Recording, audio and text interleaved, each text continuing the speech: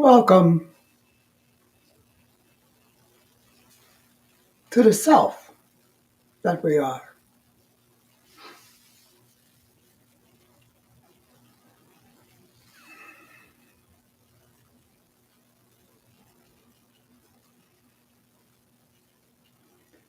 Rishanteko van nam chanioko vinikla sochuram kario libra con chariban ten kash do varian vishnekta omda kyaso viniblekta soldancha vinam kriya sukyan zivishnaktosu vanapteknosu yateknabu.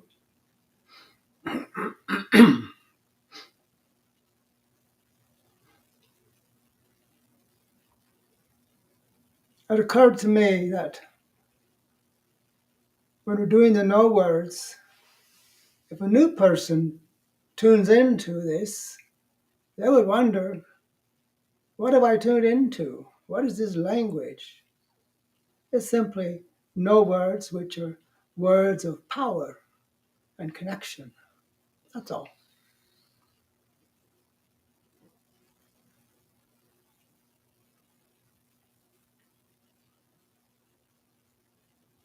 So we live in a divided world, a world of separation individuals, egomaniacs.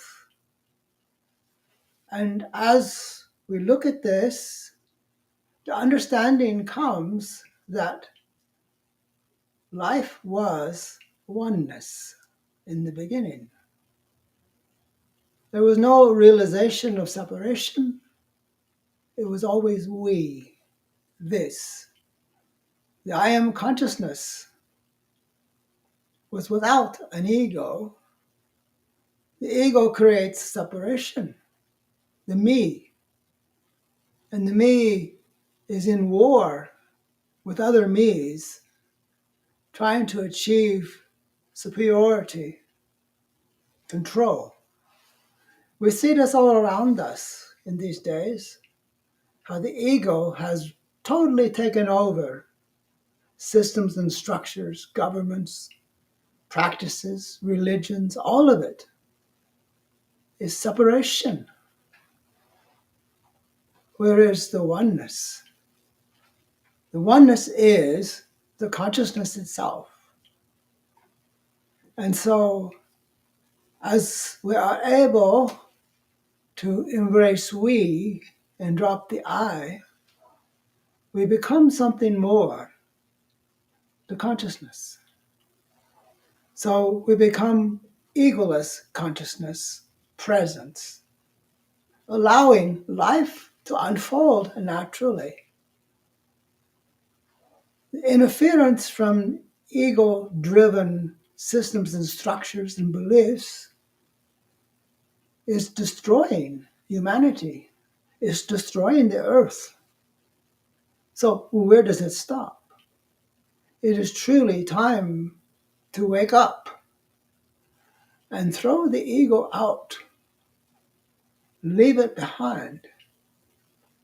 We like to think that we need to be an individual to survive. But if we continue trying to be individuals, we will not survive. We're solely destroying the planet and others. We go to war because someone is different, because some philosophy, some belief is not what I hold as truth. The ego creates the need to create truth and create separation and create superiority, better than. I am better than that. I am better than those. Once you awaken in the consciousness, you see the foolishness of this separation. You see the foolishness of the other. Life is one when one moves and becomes pure consciousness, the pure consciousness of life. And there you see all the connections with everything. You see the reflections of this system and structures around you. And everything is a teaching. It's a teaching about life, how things are working. And we know, of course, that when this ego working, it's creating a problem. The separation is creating a problem. But yet, somehow we're so fearful of dropping this ego identity, dropping this me, and become we. We are the presence of the consciousness in the world, in the universe, in the whole of the cosmos. There's no separation.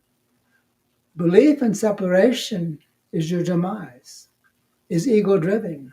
So, dropping the ego, becoming egoless, is the object now of these talks, of the consciousness, of allowing human beings to take their rightful place as creators of life, dropping beliefs about how it should be and realizing how it is. How is it? We see how separation is creating problems, creating individuals that try to drive the world, try to create the universe, try to make things in their image. The truth, we are created without an image of the other. We are created as the oneness of life, experiencing the glorious unfolding and possibilities that we are as one. And the birth of the ego is slowly, systematically destroying that.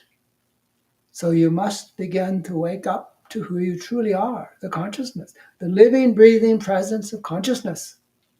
It knows no other. It knows all. It becomes all. There's only the oneness of life. Everything is connected. Everything is teaching. Everything is becoming understanding of how things are working moment by moment. It's no great mystery when you drop the ego-driven consciousness that we call consciousness. It's just a belief in separation. And when you wake up to consciousness, as consciousness, you see there is no separation. Everything you see around you is a part of you, and you are a part of everything around you. Such ways of allowing life to become more when we realize that everything around us is part of this oneness that we are. As we allow ourselves to become the one in the consciousness, egoless, pure consciousness, we will see a lot of changes taking place. And we can agree that these changes are very necessary in this time. There's so much blatant separation and ego-driven individuals that say, I want it this way. I want it done this way. In consciousness, there is no way. There only is what it is. It's unfolding constantly, becoming constantly. And you, as a true self, are constantly in a state of becoming. That's probably the hardest thing to get realized, is that we are constantly becoming. We're not complete. We're unfolding moment by moment, becoming. The ego says, I want to be finished. I want to be there. I want to be that. There's no that. There is only this unfolding. And you face the unsurety of the not knowing, trusting that the ego is the driven force that's creating that kind of fear. You can relax in the oneness of life. You can relax in the presence as consciousness and seeing yourself as consciousness. And then you see everything around you is a reflection of that consciousness. It's all one. And I realize that all one is very fearful to an ego-driven person because they can't accept it's all one. There's me and there's the other. Until we can let go of the other and let go of the me, we're constantly going to be destroying ourselves, destructing the planet, creating problems. ego-driven problems of separation. So we move into this higher awareness as consciousness, and we see everything as the self, everything is connected, everything is a part of this true self, the consciousness. There is no individual in the consciousness, there is only the consciousness. That is the very creation itself. And through consciousness, through awareness, we begin to recreate the things around us simply by knowing.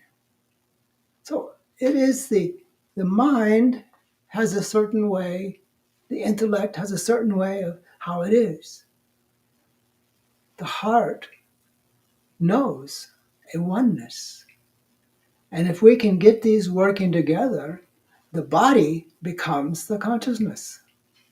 And then we have a whole new trip to take as consciousness. It's a grand adventure in consciousness that we are about.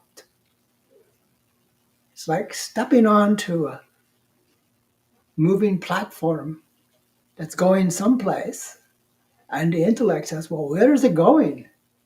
And the heart says, it's all right, it feels good. And the body says, let's get with it. Let's move, let's do it. Let's make it so. That is what the consciousness is. I know people probably get tired of hearing about the consciousness, but through this direct experience with this brain thing going on, the heart gets a chance to speak, to open up. And in that, the body begins to open up. The body begins to experience things that it never experienced before because how the intellect controls stuff. And this way, the heart becomes the main driving force of the body. And the body is the consciousness. The heart is the consciousness. And the brain has trouble accepting it as the consciousness because the ego sits there saying, no, no, no, no, we can't do that. I have to remain in charge. I have to remain in power. You die remaining in power. There's no life in separation. There's only life in oneness. I say, as consciousness, you just have to get used to that. There is only life in oneness as consciousness. That is what we are. That is where we're going. That's what we're doing. And I know the difficulty for individuals to accept that because you realize from the moment of birth, you've been programmed as an ego, as a separation, as a me. The moment you are born, you start getting programmed by all the system structure around you. The mind brain is so full of how it is, how it's supposed to be, that the heart doesn't have a chance to even speak, to even feel what's real. And therefore the body remains in separation, in problems. It's no wonder we have to die. We have to die to get out of it. Why not live to be in it? To be the consciousness, vibrating, energetic in the world around us, experiencing everything as part of the self, the true self.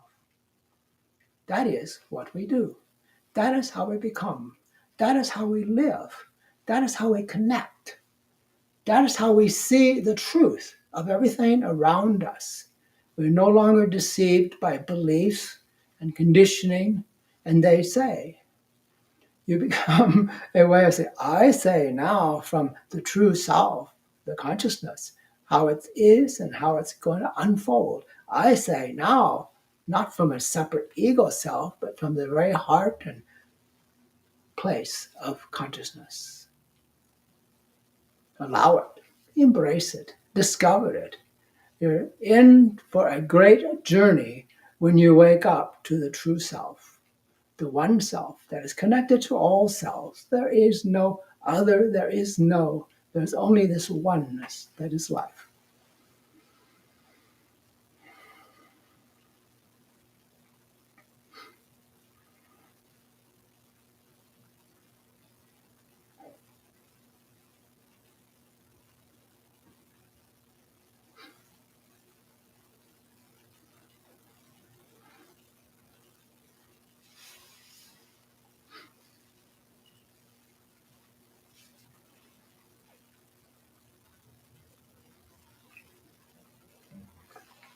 Johanna says, wonderful, wonderful, and so important.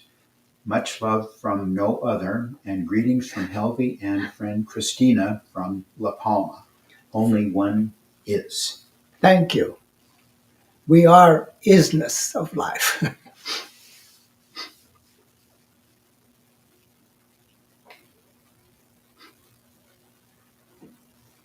And Shantara says, thanks, Ishvara. You're welcome.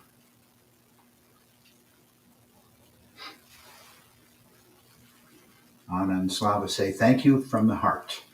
Thank you.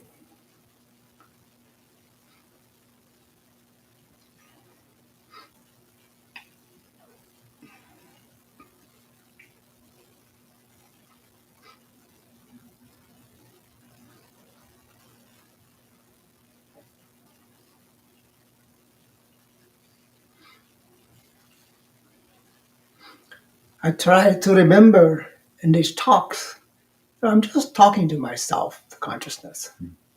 So we just experience this every moment in being. It's only the consciousness. It's only the one self. It's kind of hard to see all of this as the one self, but it is a necessary step if we are to survive in this life.